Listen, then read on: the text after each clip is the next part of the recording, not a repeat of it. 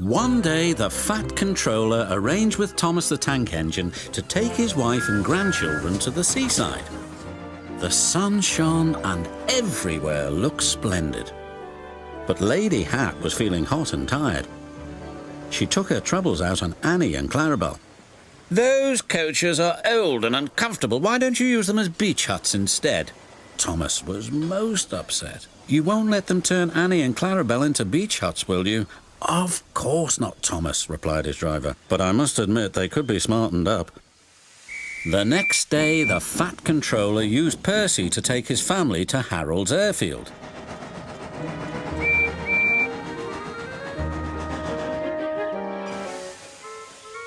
They were just about to board Harold when it happened.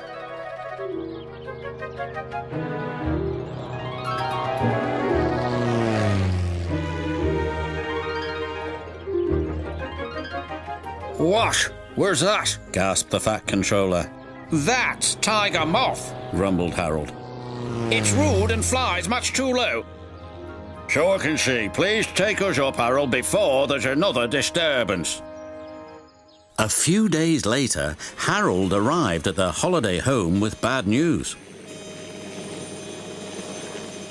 "It's Tiger Moth," said Harold's pilot. "It's gone missing. Do you wish to join the search with us?" "I think I'd better."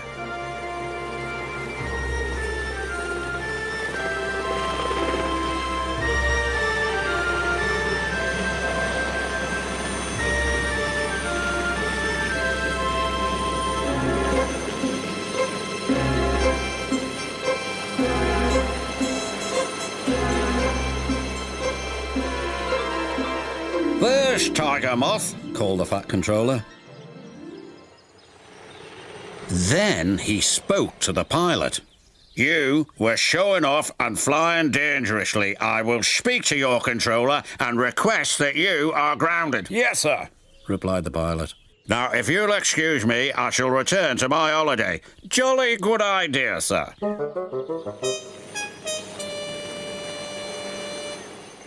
The Fat Controller had arranged to meet up with Toby and Henrietta to take them somewhere special.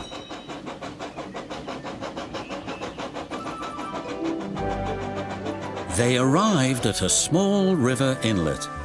"What a beautiful boat!" exclaimed the children. "It's my special treat." The Fat Controller took the helm with his wife beside him. "It's sure nice to be away from the railway for once," he said to her. "And far cleaner," she replied. "But life on the river is very different from that on the rails."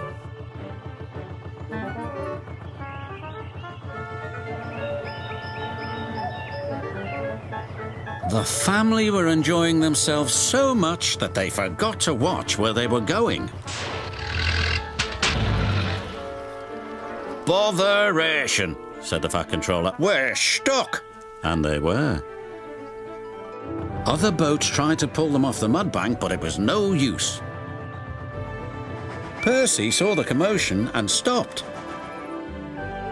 "Is there anything we can do to help?" called his driver. "Yes, indeed there is," replied the Fat Controller.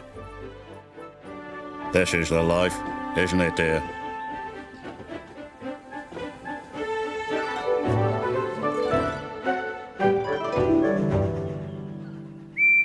Soon they arrived at a small station. There was Thomas with Annie and Clarabel, who were looking as smart as their new paint inside and out.